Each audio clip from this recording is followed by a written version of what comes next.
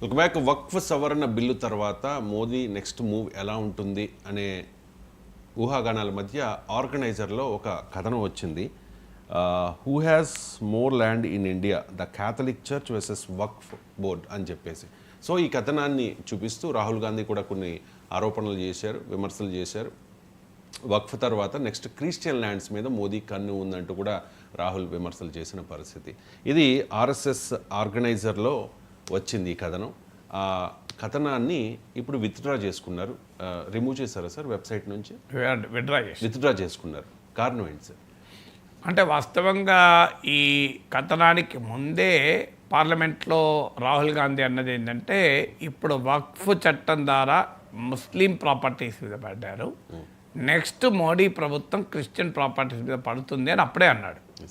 అది అన్న కొద్ది రోజులకు ఆర్గనైజర్లో లాస్ట్ థర్స్డే అనుకుంటాను, ఆర్గనైజర్లో ఈ వార్త వచ్చింది.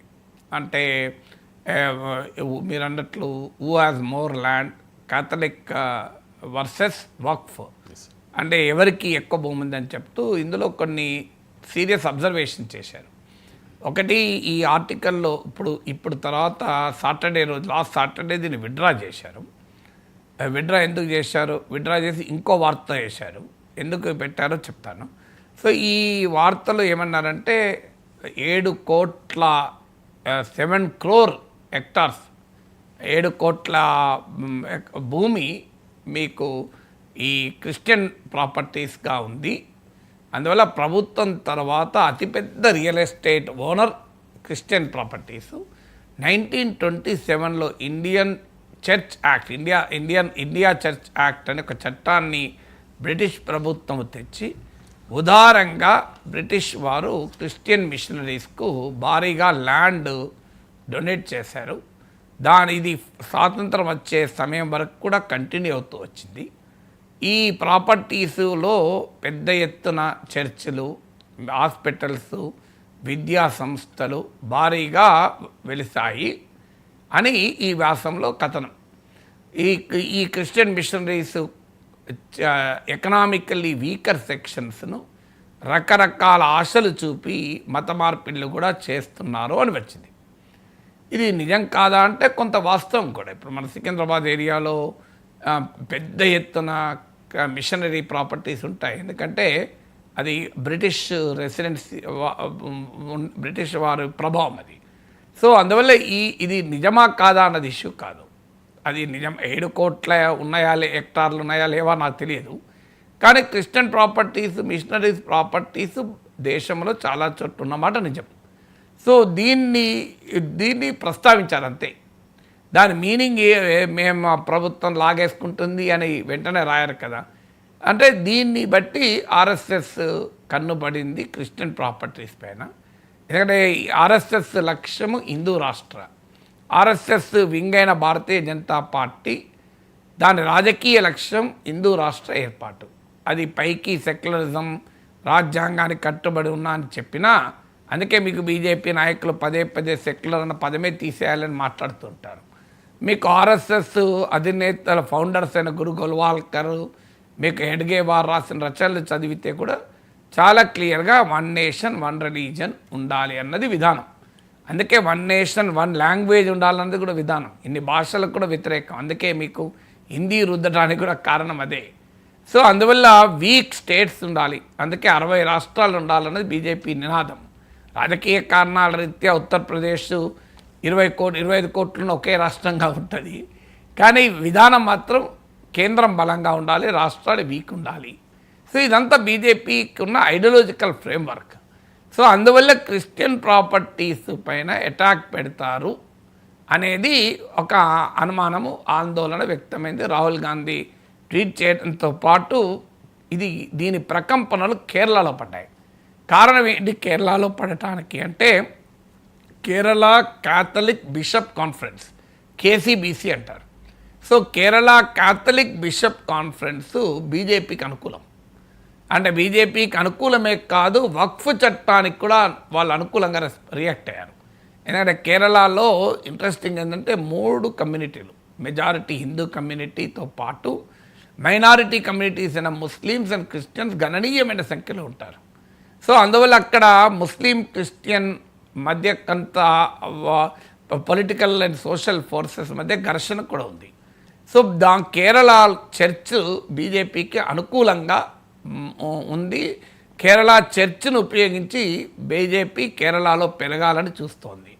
హైదరాబాదులో BJP all India executive meeting జరిగినప్పుడు సాక్షాత్తు ప్రైమ్ మినిస్టర్ నరేంద్ర మోడీ బీజేపీకి పిలిపించారు. మనము నార్త్ ఈస్ట్లో గోవాలో క్రిస్టియన్స్లో పెద్ద ఎత్తున పెనట్రేట్ కాగలిగాం. ఎందుకంటే ఇప్పుడు నార్త్ ఈస్టర్న్ స్టేట్స్ అయితే టోటలీ మెజారిటీ క్రిస్టియన్సే. సో అక్కడ ప్రత్యేకంగా బీఫ్ తినడం పైన కూడా ఎగ్జంప్షన్ ఇచ్చారు. అక్కడ నార్త్ ఈస్టర్న్ బీజేపీ ప్రెసిడెంట్, ఒక రాష్ట్ర బీజేపీ అధ్యక్షుడు, నేను బీఫ్ తింటాను, ఏం చేసుకుంటే వేసుకోపోండి అన్నాడు. సో అందువల్ల వాళ్ళకి ఎగ్జంప్షన్ కూడా ఇచ్చారు. సో మనము నార్త్ ఈస్ట్లో గోవాలో క్రిస్టియన్స్లోకి వెళ్ళగలిగినప్పుడు కేరళలో మనము ఎందుకు వెళ్ళకూడదు, ఇతర రాష్ట్రాలు ఎందుకు వెళ్ళకూడదు? మీరు ఇతర రాష్ట్రాల్లో కూడా ఆ ఫార్ములాను ఉపయోగించండి. ముస్లిమ్స్లో ఉన్న వెనుకబడిన పాస్పాండా ముస్లిమ్స్లోకి వెళ్ళండి, క్రిస్టియన్స్లోకి వెళ్ళండి అని మోడీయే పిలిపించాడు. సో ఇప్పుడు కేరళలో పెరగటానికి బీజేపీ చాలా రోజులుగా ప్రయత్నాలు చేస్తూ వచ్చింది. కానీ అక్కడున్న బలమైన లెఫ్ట్ ట్రెడిషన్ వల్ల బీజేపీకి అక్కడ పెనట్రేషన్ రావడం లేదు. అందువల్ల ఇప్పుడు క్రిస్టియన్ సంఘాలు, క్రిస్టియన్ పార్టీస్ కూడా ఉన్నాయి కేరళలో. క్రిస్టియన్ సమూహాలను ఉపయోగించుకొని, క్రిస్టియన్ ఆర్గనైజేషన్ ఉపయోగించుకొని పెరగాలి అనేది బీజేపీ లక్ష్యం. ఈ బీజేపీ అగ్రనేతలు కేరళ వెళ్ళినప్పుడు ప్రత్యేకంగా ఈ బిషప్లతో సమావేశాలు కూడా అవుతుంటారు. నాకు గుర్తున్నంతవరకు జేపీ నడ్డా వెళ్ళినప్పుడు కూడా సమావేశం అయినట్లున్నారు, సబ్జెక్టు కరెక్షన్. బట్ బీజేపీ అగ్రనేతలు వెళ్ళినప్పుడు సమావేశం అవుతూ ఉంటారు. సో ఇది అందువల్ల ఇప్పుడు నెక్స్ట్ ఇయర్ కేరళలో ఎలక్షన్స్ ఉన్నాయి. సో ఇమీడియట్గా anti Muslim political polarisation BJP agenda, anti Christian political polarisation immediate agenda కాదు. As of now BJP Christians ఓటర్లను తన వైపు తిప్పుకోవాలనేది ఆలోచన. దాంతోపాటు క్రిస్టియన్ ఓటర్స్లో ఇంకో డైమెన్షన్ ఉంది ఇండియాలో. మీకు ఎక్కడా లేని డైమెన్షన్ ఇండియా కొన్ని రాష్ట్రాలు, ఇప్పుడు ఉదాహరణకు ఆంధ్రప్రదేశ్ ఉంది. ఆంధ్రప్రదేశ్లో క్రిస్టియన్ ఎవరు, దళిత్ ఎవరు అనేది డిఫరెన్షియేట్ చేయడం చాలా కష్టం. మీకు ఊరూరా చర్చిలు ఉంటాయి, మీరు అక్కడ నుంచి వచ్చిన వాళ్ళు కనుక మీకు ఎక్కువ ఐడియా ఉంటుంది. మీకు గ్రామాన చర్చిలు ఉంటాయి, అవునా కదా? సో ఎందుకు అంటే అక్కడ దళిత్ సెక్షన్స్, క్రిస్టియన్స్ అంటే అఫీషియల్లీ దే ఆర్ దళిత్స్, కానీ by faith they are Christians. So అందువల్ల మీకు ఈ డైమెన్షన్ ఇతర రాష్ట్రాల్లో, ముఖ్యంగా ఆంధ్రప్రదేశ్ లాంటి రాష్ట్రమే కావచ్చు, అనేక రాష్ట్రాల్లో ఈ ఓవర్లాపింగ్ ఉంటుంది. దళిత్ ఓటు కోల్పోవడం అనేది 2024 ఎలక్షన్స్లో చాలా కీలకమైన అంశం. మీకు అనేక studies, Rajdeep Sardesai the election that surprise everyone అని పుస్తకమే రాశారు. మీకు అనేక రీసెర్చ్ స్టడీస్ కూడా ఏం చెప్పాయంటే యూపీలో మరీ ముఖ్యంగా దళిత్ ఓటు బీజేపీకి బాగా దెబ్బతిన్నది. అందుకే 303 సీట్స్ ఉన్న భారతీయ జనతా పార్టీకి 240కి పడిపోయాయి. భారీగా యూపీలో పడిపోయింది. అందులో అయోధ్య ఉన్న లోక్సభ సీటు అవధేష్ ప్రసాద్ అని సమాజ్వాదీ పార్టీకి చెందిన దళిత్ లీడర్ గెలిచారు. సో అందువల్ల క్రిస్టియన్ ఓటర్లతో ఘర్షణ వల్ల ఆల్రెడీ తమకు రిజర్వేషన్లు పోతాయేమోనన్న అనుమానాన్ని సంవిధాన్ బదల్తే రాజ్యాంగాన్ని మారుస్తారన్న ఇండియా కూటమి ప్రచారము దెబ్బ రుచి చూసింది బీజేపీ. సో అందువల్ల ఈ క్రిస్టియన్ యాంగిల్ కూడా వస్తే మళ్ళీ దళిత్ ఓటు కూడా ఇంకా ఎక్కువ పోతుందనేది బీజేపీ ఆందోళన. అందుకే కేరళలో ఈ వ్యతిరేకత ఎప్పుడైతే దాని ఫస్ట్ రిఫ్లెక్షన్ వచ్చిందో ఇమీడియట్గా ఆర్గనైజర్ పత్రిక ఆ వ్యాసాన్ని ఉపసంహరించుకుంది. విచిత్రం ఏంటంటే ఉపసంహరించుకొని ఇంకో వ్యాసం పబ్లిష్ చేశారు. అదేంటంటే our land not waqf land, 50 Christian join BJP in Kerala అని. ప్రఫుల్ కేత్కర్ ఆర్గనైజర్ ఎడిటర్, చాలా రీజనబుల్లీ గుడ్ పర్సన్. నేను ఆయన బొంబాయిలో రిపబ్లిక్ టీవీ ప్రోగ్రాంకి వెళ్ళినప్పుడు ఒకే రూమ్లో ఉన్నాము, 2 days కలిసి ఉన్నాము. సో ప్రఫుల్ కేత్కర్ ఏమని రిప్లై ఇచ్చాడు అంటే దీనికి మొదలు రాహుల్ గాంధీ లీడర్ తప్ప సమాధానం చెప్పాలి అని. ఎందుకంటే కేరళలోని ఒక ప్లేస్ ముంబం అనుకుంటాను, సబ్జెక్ట్ కరెక్షన్ దాని ప్రొనౌన్సియేషన్. సో అక్కడ ఒక 600 క్రిస్టియన్ ఫ్యామిలీస్కు వక్ఫ్ బోర్డుకు మధ్య ఒక వివాదం ఉంది. అది మా ల్యాండ్ అని వక్ఫ్ బోర్డు ఉంటుంది, లేదు ఇది మా ల్యాండ్ అని ఆ క్రిస్టియన్ ఫ్యామిలీస్ అంటాయి. ఆ క్రిస్టియన్ వర్సెస్ ముస్లిం ఘర్షణలో బీజేపీ క్రిస్టియన్స్ వైపు ఉంది. అందుకే టామ్ వడక్కన్ అని బీజేపీ కేరళ అధికార ప్రతినిధి ఏమంటాడంటే ఇది ఓల్డ్ ఆర్టికల్ను కావాలని పైకి తీసుకొచ్చారు, అది ఇప్పుడు దీని సంగతి ఏంటి, క్రిస్టియన్కు అండగా కేరళలో బీజేపీ ఉన్నది అని టామ్ వడక్కన్ పేర్కొన్నాడు. ఎందుకంటే కేరళ క్యాథలిక్ బిషప్ కాన్ఫరెన్స్ చాలా పవర్ఫుల్. మీకు కేరళలో ఇంట్రెస్టింగ్ ఏంటంటే కొన్నేళ్ల క్రితం హిందూ ముస్లిం క్రిస్టియన్ మత సంఘాలన్నీ కలిసి ముందు మన మతాన్ని అంగీకరించని నాస్తికులైన కమ్యూనిస్టులతో అందరం కలిసి పోరాడదామని ఒక దశలో ప్రపోజల్ పెట్టుకున్నారు. అందుకే మీకు కేరళలో ముస్లిం పార్టీసు క్రిస్టియన్ పార్టీస్ అన్నీ లెఫ్ట్కు వ్యతిరేకమే. సో మీకు చాలా ఇంట్రెస్టింగ్గా ఉంటుంది కేరళ పాలిటిక్స్.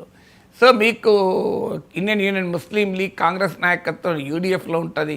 కేరళ కాంగ్రెస్లోని చాలా ఫ్యాక్షన్స్, మెజారిటీ ఫ్యాక్షన్స్ యూడిఎఫ్లో కాంగ్రెస్ నాయకత్వంలో ఉంటుంది. వాళ్ళ కేరళ కాంగ్రెస్ క్రిస్టియన్ ఫ్యాక్షన్స్లో వచ్చే డిస్ప్యూట్స్ వల్ల అడపాదడపా కొంతమంది ఇటువైపు వస్తారు, కానీ ప్రధానంగా యాంటీ లెఫ్ట్ ప్లాట్ఫామ్లో ఉంటారు. సో అందుకే ఇప్పుడు క్రిస్టియన్ ఓటర్లను తమ వైపు తిప్పుకోవడం ద్వారా కేరళలో బలం పెంచుకోవాలి అన్నది బీజేపీ లక్ష్యం. మొదలు శబరిమలను ఉపయోగించుకొని శబరిమల జడ్జిమెంట్ పైన తీవ్రంగా కామెంట్ చేశారు, కానీ అది బియాండ్ ఆ ఏరియాలో కొన్ని పంచాయతీ సీట్లు మినహా ఎక్కడా పోలరైజ్ కాలే. సో అందువల్ల ఇప్పుడు నెక్స్ట్ లక్ష్యం వారికి క్రిస్టియన్స్ను ఉపయోగించుకొని దానికి అనుకూలంగా క్యాథలిక్ చర్చ్ రియాక్ట్ కూడా అవుతుంది, మోడీకి అనుకూలంగా అవుతుంది. మీకు ఈవెన్ విజంగం పోర్ట్ ఉంది, అదానిస్ పోర్టు, దాని వ్యతిరేకంగా జరిగిన పోరాటంలో కూడా ఒక క్రిస్టియన్ బిషప్ నాయకత్వం వహించాడు. సో అందువల్ల ఈ పొలిటికల్ డైమెన్షన్స్ దృష్టిలో పెట్టుకొని తమ ఐడియాలజికల్ స్టాండ్ ఉన్నా కూడా క్రిస్టియన్ ప్రాపర్టీస్ పైన ఆర్ఎస్ఎస్ ఆర్గనైజర్ పత్రిక ఆ ఆర్టికల్ విడ్రా చేసింది. రైట్ సార్, మీరు చెప్పింది కరెక్టే sir. On 28 September 2022 JP Nadda meets Catholic bishop in Kerala కలిసారు సార్ 2020.